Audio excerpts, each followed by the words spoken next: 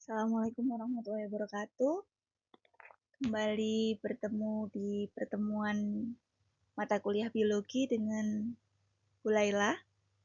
Saat ini kita sudah sampai di pertemuan ke-9 dengan materi jaringan dan organ tubuh tumbuhan, nutrisi dan reproduksi tumbuhan. Ya. Jadi tumbuhan pada umumnya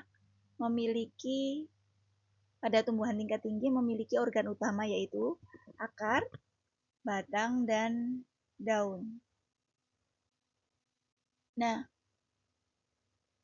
pada organ tumbuhan tersebut mengalami modifikasi. Tujuannya apa? Untuk menjaga kelangsungan hidup dari tumbuhan tersebut pada lingkungan yang tidak sesuai. Dan terjadi pula ada organ tubuh tumbuhan yang menyimpang. Jadi ini bagian utama tumbuhan, ada sistem akar, ada batang, kemudian ada bunga, daun, buah. Nah, fungsi akar sendiri yaitu menegakkan berdirinya tumbuhan, menyerap air serta garam-garam mineral dan menyalurkan air dan garam-garam mineral ini ke batang dan daun. Tujuannya agar air dan mineral dapat terserap dalam jumlah yang cukup sehingga dibutuhkan permukaan yang sangat luas. Secara umum, akar untuk tanaman terbagi menjadi dua, ada akar tunggang dan akar serabut. Memiliki contoh dan struktur seperti yang ada di dalam gambar.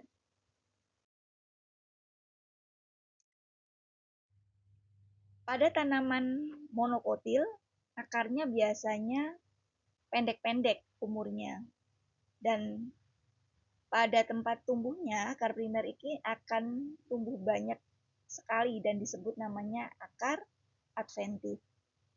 Nah, sehingga sistem perakaran ini menjadi lebih dikenal dengan sistem perakaran serabut. Berbeda dengan yang sebelumnya, yaitu perakaran tunggang.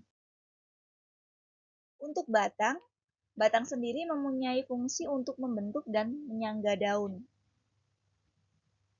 Jadi kita bisa melihat di sini ada meristem apikal batang, ada zona pembelahan, zona pemajangan, ada diferensiasi dan jaringan permanen.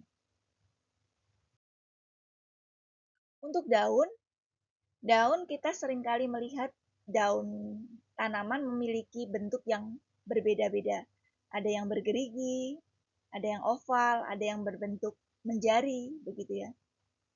Daun sebenarnya juga sudah mengalami modifikasi yang kemudian berbentuk pipi. Daun sendiri terdiri dari sel-sel dan jaringan seperti pada batang, akan tapi mengalami modifikasi sehingga berbentuknya bermacam-macam. Daun fungsinya untuk membuat makanan dan tempat terjadinya fotosintesis. Ini untuk tipe-tipe daun, ada daun yang mirip, kita bisa melihat seperti ini bentuknya, kemudian ada melengkung, menjari, dan sejajar. Untuk bagian daun, ini ada helai daun, ini bagian di sini bisa terlihat. Untuk helai daun, ini bagian pinggir ya, kemudian ada tulang daun, ini ada terlihat ruas-ruasnya, kemudian ada pelepah dan tangkai daun. Pada daun pisang kita bisa melihat helaiannya yang panjang ya, biasanya kita pakai. Kemudian ada tangkai dan pelepahnya. Sedangkan ini sebagai contoh untuk dari daun yang berbeda. Ini bisa kita lihat tangkainya, kemudian helainya. Pada daun dikotil memiliki ciri helaiannya yang lebar dan menempel pada batang dengan menggunakan tangkai. Sedangkan untuk monokotil tidak memiliki tangkai dan ini menjadi penciri antara tanaman dikotil dan monokotil.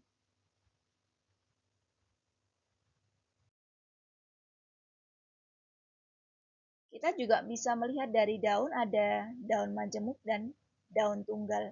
Daun majemuk kita bisa melihat bahwa dalam satu daun kita bisa memperoleh lebih dari satu daun ya. Rantingnya ada beberapa daun.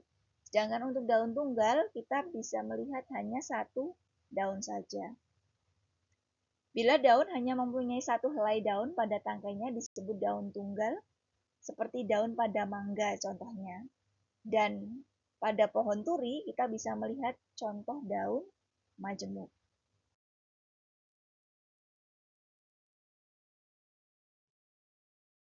Bila daun itu kita lihat secara mikroskopis, kita akan bisa melihat antara epidermis atas dan epidermis bawah ada jaringan parenkim yang fungsinya sebagai tempat fotosintesis.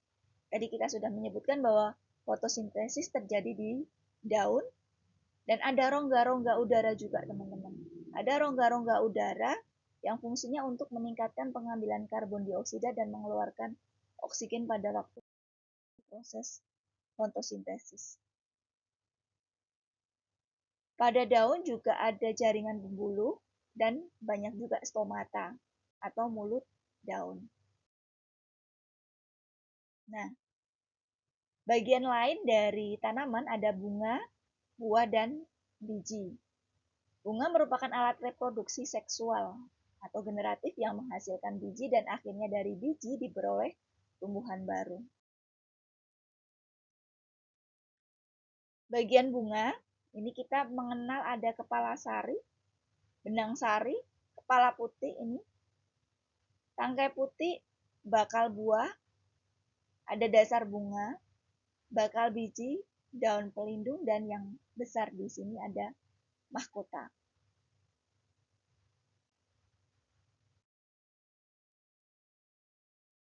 Bunga disebut bunga sempurna apabila memiliki alat penghasil kelamin jantan, ada jantan dan betina dalam satu bunga.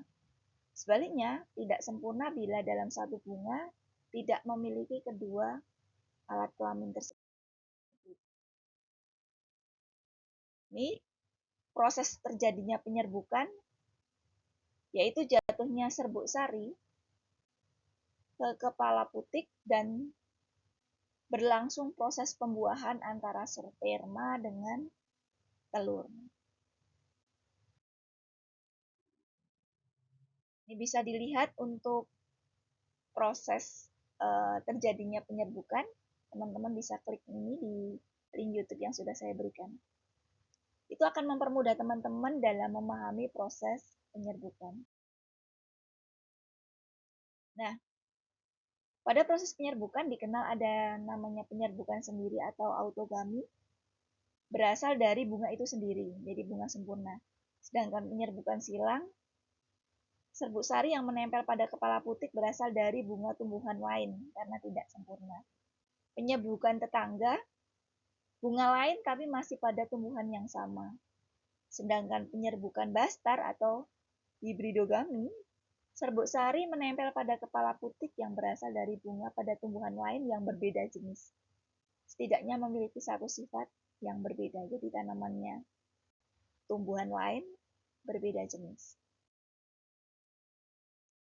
Nah, reproduksi tumbuhan ini ada dua ya, vegetatif dan generatif. Untuk vegetatif ada tanpa perkawinan, sedangkan generatif melalui perkawinan.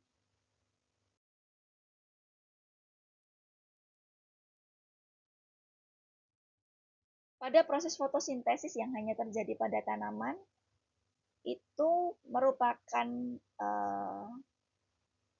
proses metabolisme yang terjadi pada tumbuhan dengan melibatkan matahari.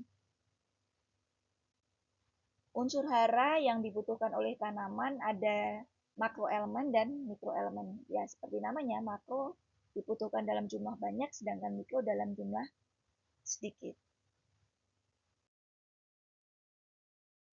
Ini materi yang bisa kalian pelajari tentang struktur dan fungsi tanaman dengan bagian-bagiannya tadi. Ulehlah harap dari pertemuan ini bisa kalian eksplorasi sendiri, dan ada link YouTube yang sudah saya sampaikan tadi. Bila mana kalian membutuhkan ilustrasi yang lebih jelas, bisa melihat dari video yang sudah saya berikan linknya. Demikian pertemuan kali ini untuk materi 9. Sampai jumpa di pertemuan selanjutnya. Assalamualaikum warahmatullahi wabarakatuh.